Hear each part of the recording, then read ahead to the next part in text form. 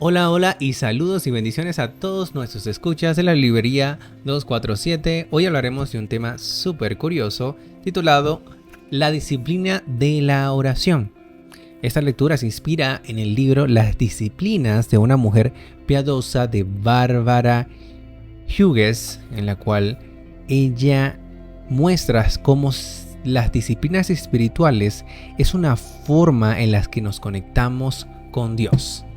En el libro vas a conseguir las disciplinas como en el que vamos a leer, que habla sobre la oración, pero también habla sobre el evangelio, oración, adoración, mente, satisfacción, decoro, perseverancia, la iglesia, el celibato, matrimonio, crianza, buenas obras, testimonios, ofrendas, disciplinas y bueno, muchas otras cosas más curiosas. Así que vamos a empezar con el capítulo 4, la disciplina de la oración. La cuerda de salvamento de la sumisión, dice aquí. Oren en el Espíritu en todo momento, con peticiones y ruegos. Manténganse alerta y perseveren en oración por todos los santos. Efesios 6:18. ¿Por qué debemos orar? Aparte de las que ya conocidas convocatorias bíblicas a la oración, existen dos importantes razones humanas por las cuales deberíamos orar. La primera se encuentra en el hecho de que la oración es la fuente de poder para el crecimiento y la perseverancia en nuestra vida espiritual. Tal como una semilla que acaba de ser plantada necesita ser expuesta al sol para poder crecer y madurar, nosotras necesitamos exponernos al Hijo de Justicia, o se detendrá nuestro crecimiento. La segunda razón es que la oración dirige nuestra voluntad en dirección a la voluntad de Dios, que es de lo que se trata la sumisión de nuestra vida. Yo nunca comprendí totalmente esto hasta que escuché una explicación dada por Stanley Jones, un misionero y hombre de oración. Si yo tiro un bichero desde el bote y me agarro a la orilla y tiro, ¿jalo la costa hacia mí o me jalo a mí mismo hacia la orilla? La oración no es jalar a Dios hacia mi voluntad, sino que es el alineamiento de mi voluntad con la voluntad de Dios. ¡Qué beneficio tan tentador! Sin embargo, qué pocas de nosotras capitalizamos esta oportunidad de extraer de la base de operaciones el poder que necesitamos para seguir adelante o para concentrar nuestra voluntad en la voluntad de Dios. ¿Por qué tantas mujeres fracasan en sus devociones y oraciones personales? Principalmente porque no saben cómo cultivar las disciplinas de la vida espiritual interior. Pero estas disciplinas serán bienvenidas para las mujeres del Evangelio.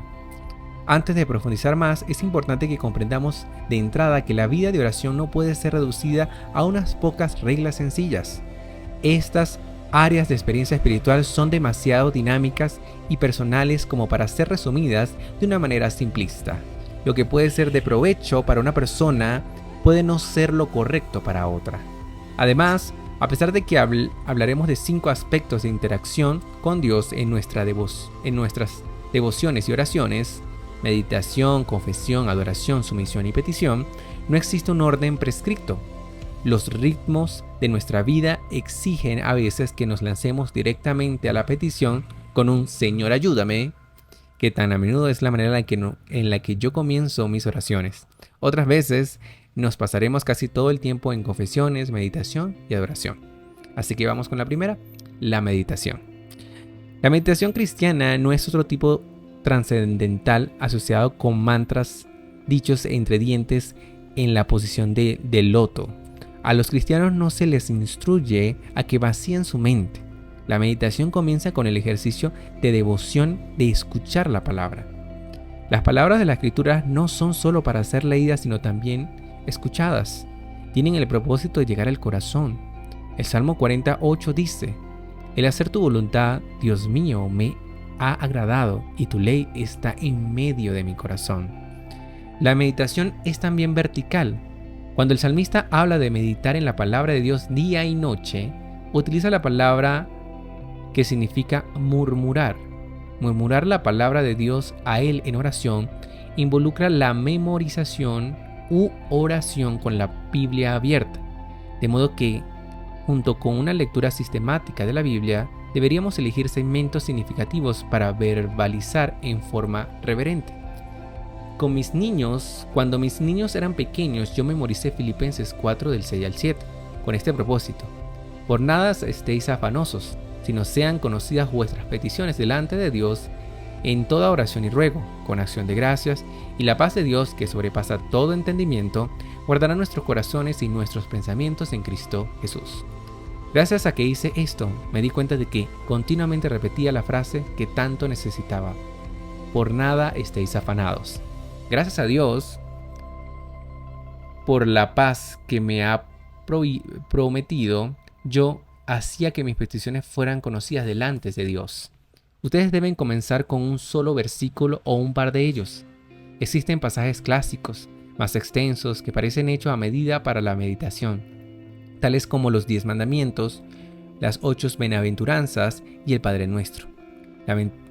Lentamente y en oración, el volcarnos a la Escritura en esta manera hace que nuestros ojos, oídos y boca participen y la palabra de Dios penetre así en nuestro corazón.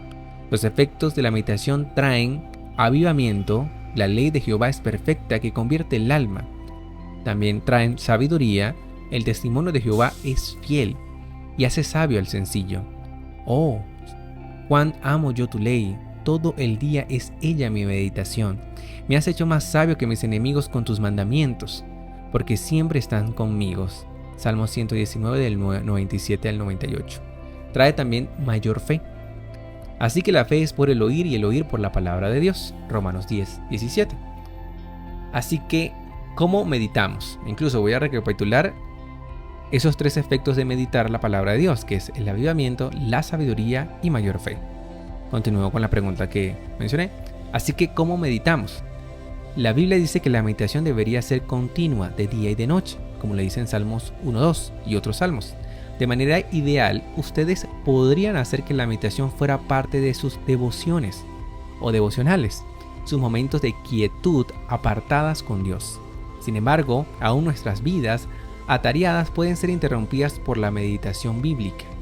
En el automóvil, durante el recreo para almorzar, mientras esperamos el autobús, escriban el texto en una tarjeta, colóquenlo en el bolsillo o bolsa, tómenlo de allí en los momentos libres, murmúrenlo, memorícenlo, órenlo, díganlo y compártenlo.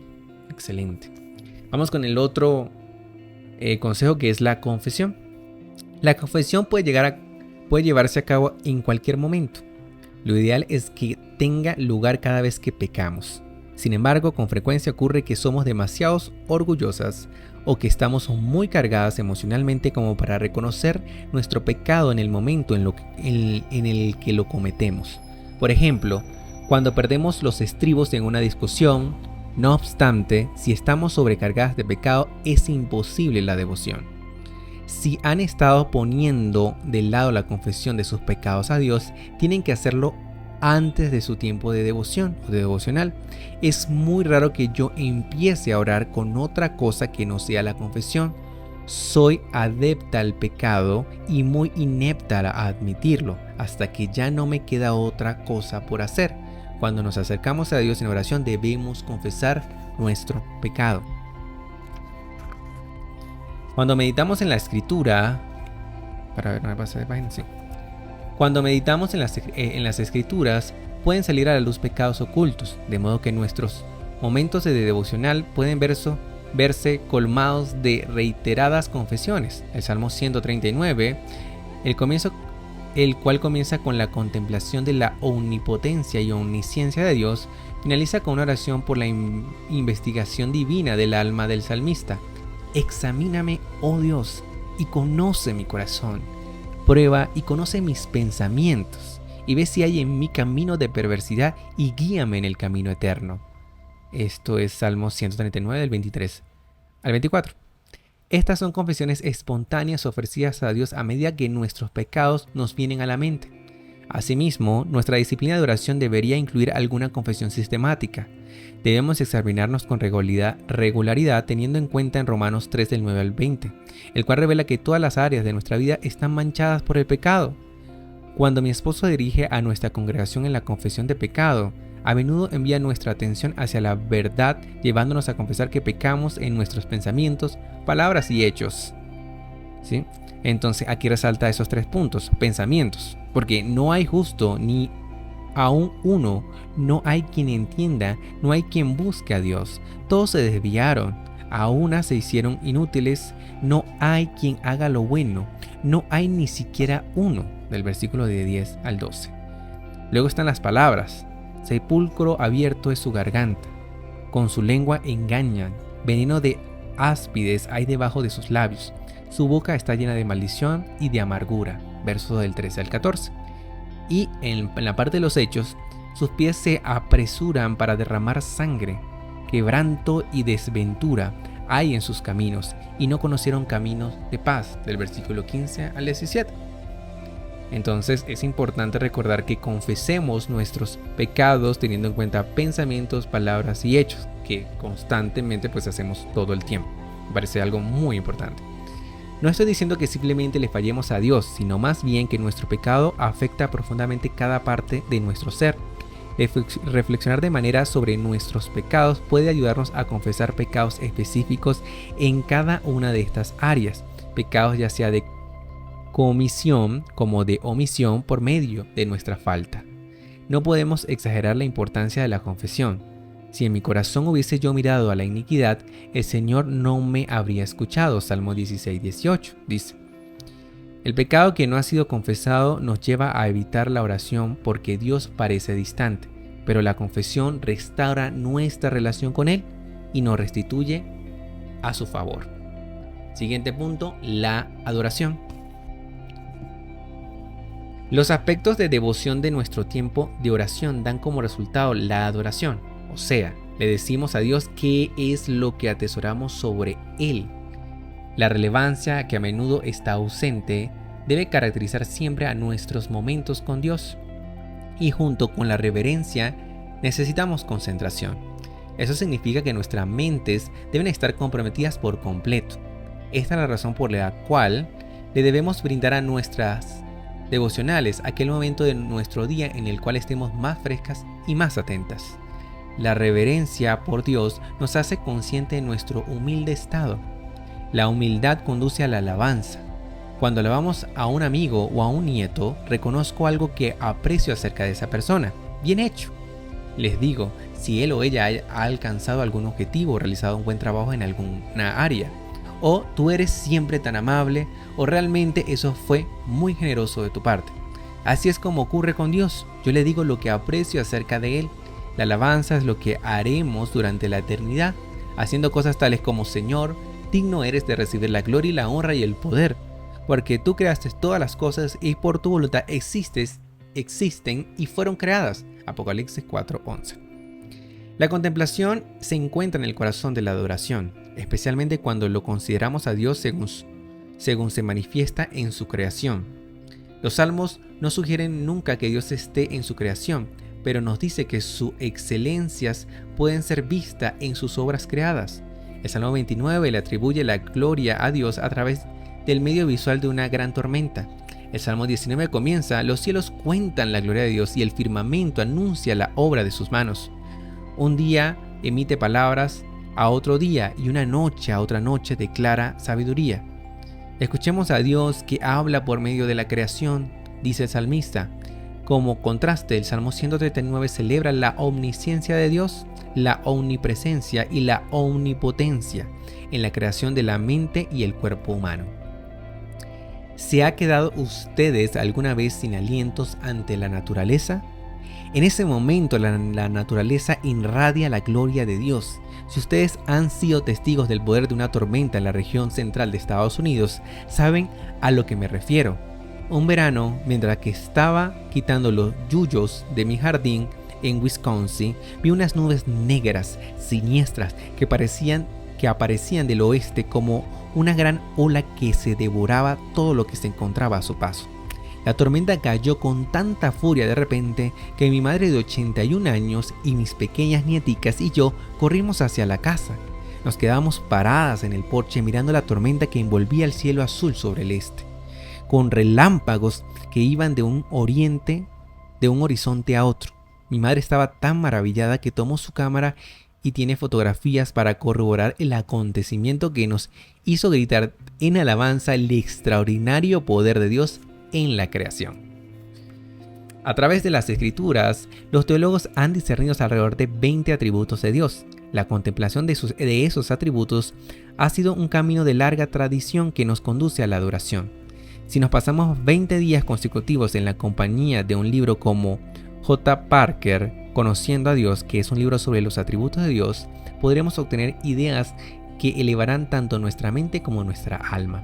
Ustedes deben expresar su ferviente adoración con las palabras habladas.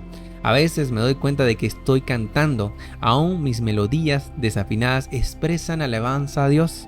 Oremos o leamos o cantemos la palabra de Dios a Él. Los salmistas son perfectos, o los salmos, son perfectos para esto porque son un manual de adoración.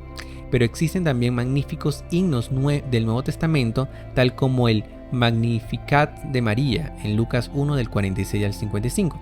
Su canción está entre mis favoritas.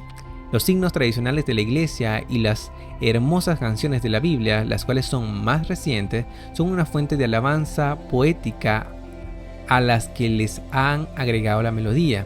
No cometamos el error de descuidar esas ricas fuentes de teología y adoración. Ellas son nuestras herencias. Luego viene la sumisión, que es otro tema a tratar aquí en la disciplina de la oración, que dice: la adoración muy naturalmente lleva a la presentación de nuestro cuerpo, de toda nuestra vida, como el máximo acto de adoración. Esta es la manera en la que habló Isaías de su gran experiencia con Dios. Heme aquí, envíame a mí. De igual manera, después de que el apóstol Pablo dijo: porque de Él y por Él y para Él son todas las cosas, a Él sea la gloria por los siglos. Amén. Él de inmediato nos llamó a la sumisión. Por lo tanto, hermanos, tomemos en cuenta las misericordias de Dios. Les ruego que cada uno de ustedes en adoración espiritual ofrezca su cuerpo como sacrificio vivo, santo y agradable a Dios. Nuestra devoción trae como resultado una entrega consciente de cada parte de nuestra personalidad, cada ambición, cada relación y cada esperanza a Él. La sumisión a la voluntad de Dios es el verdadero núcleo de la adoración. Y luego nos habla de la petición. La meditación, la confesión, la adoración y la sumisión nos prepara para la petición.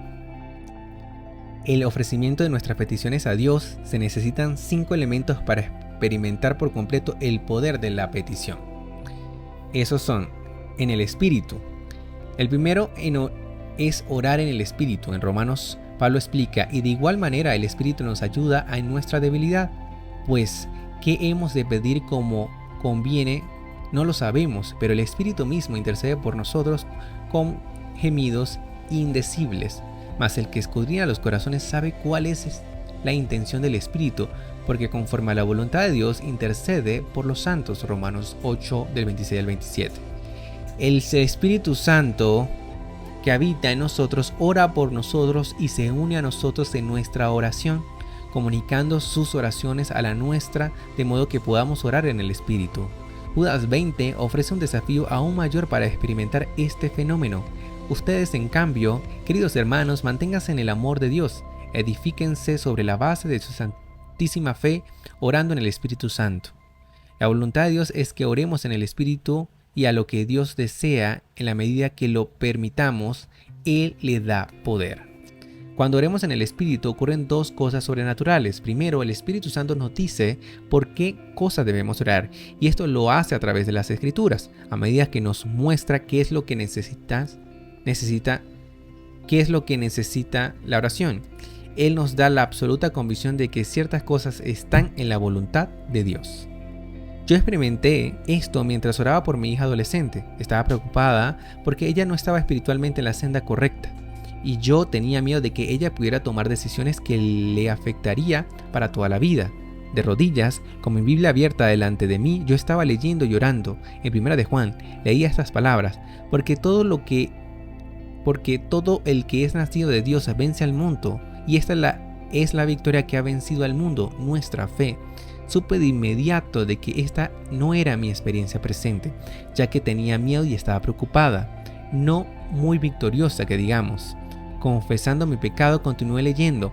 Y esta es la confianza que tenemos en Él, que si pedimos alguna cosa conforme a la voluntad, Él nos oye. Y si sabemos que Él nos oye en cualquier cosa que pidamos, sabemos que tenemos la petición que le hayamos hecho.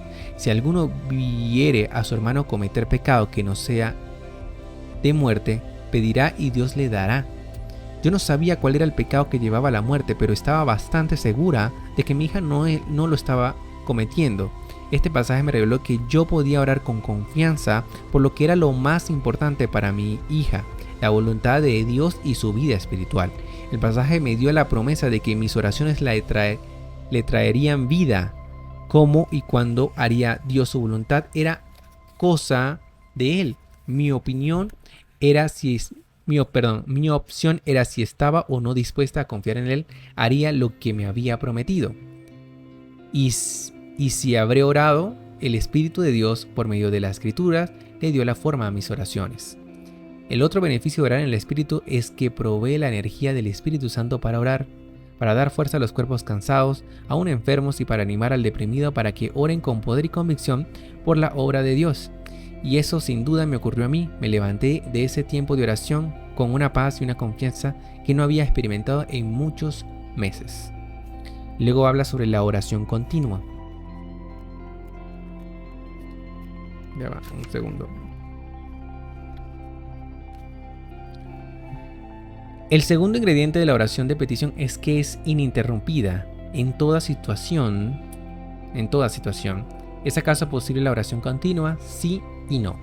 Es imposible llevar adelante un diálogo corrido mientras que estemos trabajando o en otros momentos similares, pero la oración de la que hablamos aquí no es tanto la articulación de palabras como la postura del corazón. El indomable monje medieval hermano Lorenzo registró su experiencia de oración continua en el clásico Las prácticas de la presencia de Dios. En medio del ruido y el alboroto de mi cocina, mientras varias personas piden diferentes cosas al mismo tiempo, yo poseo a Dios con tanta tranquilidad como si me encontrara de rodillas. Susan Wesley, la madre de 19 niños, solía disfrutar de la presencia de Dios junto a la mitad de su ruidosa cocina, simplemente sentándose y echándose su delantal sobre la cabeza. Ella creaba un espacio de serenidad, por pequeño que fuera, para estar con Dios. Su hijo John escribió sobre la persona que ora, su corazón se alza a Dios de todo momento y de todo lugar. En esto nada lo detiene, mucho menos interrumpe ninguna persona o cosa. Su corazón está siempre con el Señor. Ya sea que esté acostado o se levante, Dios está presente en todos sus pensamientos. Él camina con Dios en todo momento. La vida de oración continua no es solo para una élite espiritual, sino que es para todos nosotros. La oración continua es la voluntad de Dios para todos los cristianos, sin excepción. Debemos mirar siempre hacia lo alto, aun cuando estemos manejando al trabajo o limpiando la casa. Eso es muy cierto. Luego habla sobre la oración variada. El tercer aspecto de la vida de oración es que es variada, con toda clase de oraciones y ruegos.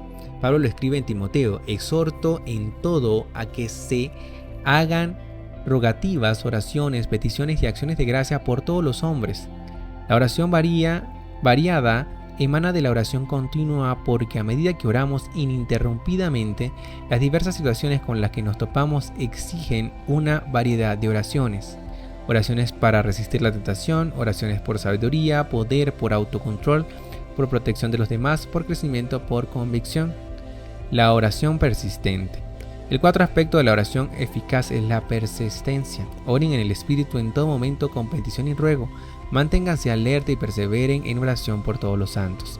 En una de sus parábolas sobre la oración, el Señor dramatizó lo que deseaba a todos los creyentes.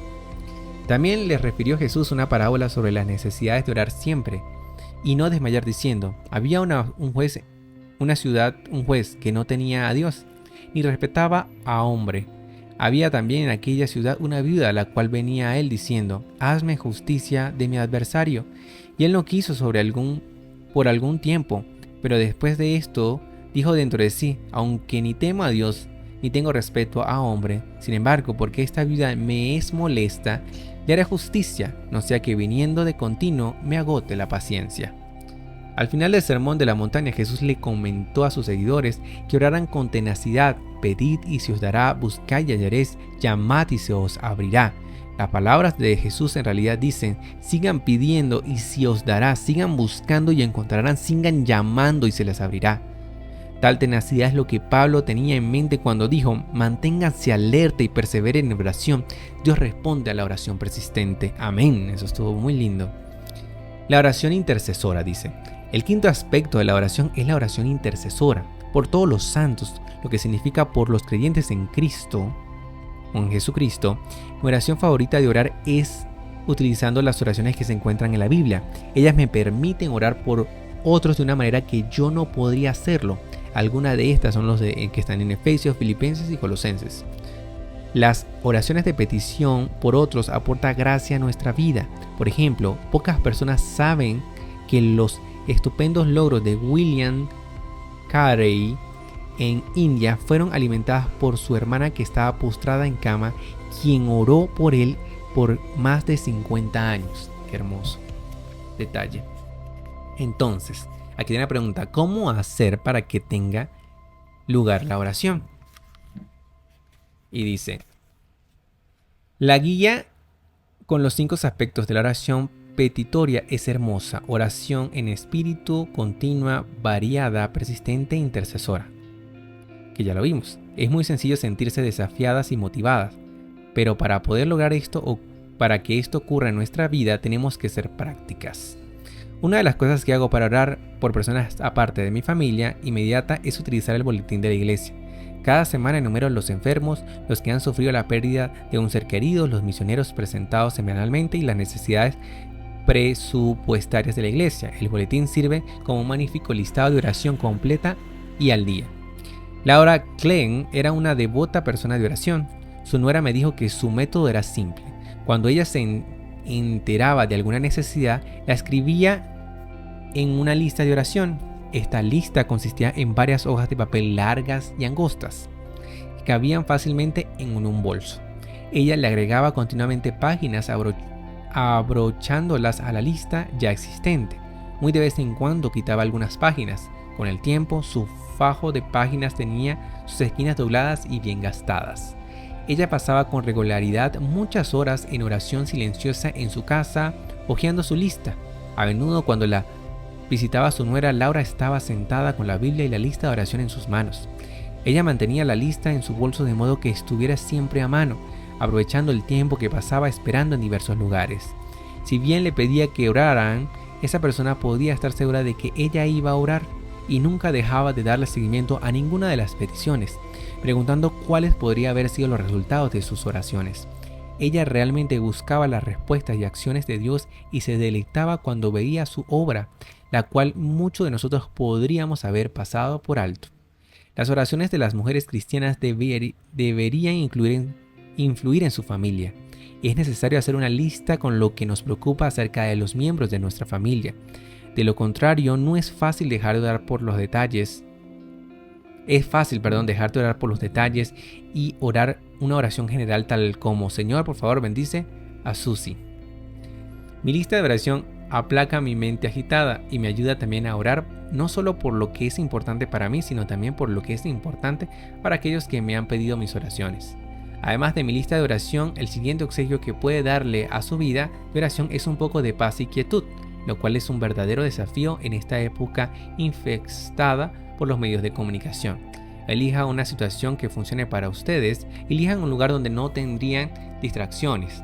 Esto es mucho más sencillo para mí que para mis hijas, que tienen varios niños pequeños a su cuidado, pero es imposible aún para ellas. A veces, nuestras mejores oraciones se producen cuando estamos levantadas en medio de la noche con nuestros pequeñitos. No hay duda de que tenemos sueños, pero la casa está siempre en silencio. El tema es: cuando existe la voluntad de hacerlo, encontraremos la forma de lograrlo. Traten de orar cuando estén muy alertas. Si son personas trasnochadoras, oren antes de irse a dormir. Pueden descubrir que necesitan algún tipo de preparación, una ducha o una taza de café, por ejemplo. Simplemente asegúrense de que su mente esté totalmente entregada a la tarea. No maten su vida de oración con algún compromiso legalista a orar por un periodo de tiempo largo y predeterminado. A menudo, las mejores oraciones son breves y apasionadas.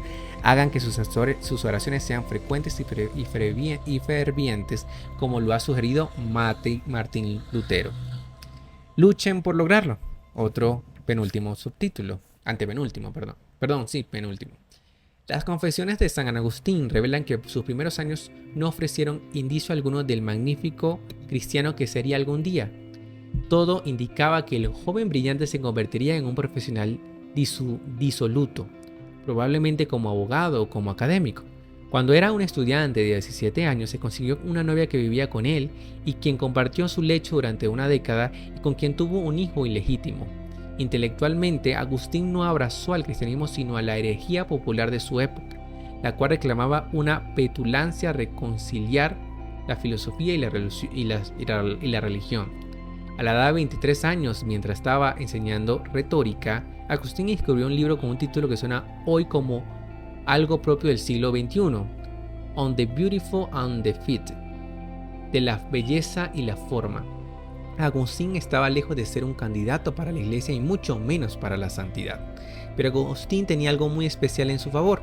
Su madre Mónica, una mujer de una inmensa fe y oración persistente, sus oraciones lo persiguieron desde el norte de África a Roma y luego a Milán, donde tuvo una profunda conversión.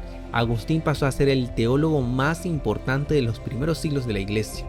Cuando Mónica murió, él expresó así su dolor: lloré por mi madre, la madre que por un tiempo estuvo como muerta ante mis ojos, quien había ayudado por mí durante tantos años para que yo pudiera vivir ante tus ojos. Wow. Un miembro de nuestra iglesia, Maril Melvin, escribió en el boletín informativo de nuestra iglesia sobre la dependencia de su madre a la oración. Recuerdo una noche cuando me pidieron que ayudara a servir la cena. Papá estaba de viaje y mamá, embarazada de 7 meses y cuidando a 5 niños con edades que oscilaban entre 2 a los 9 años. Estaba sirviendo la comida que yo más odiaba, frijoles con fiambre de carne de cerdo. Me quejé en voz alta de la cena y mamá desapareció de la cocina.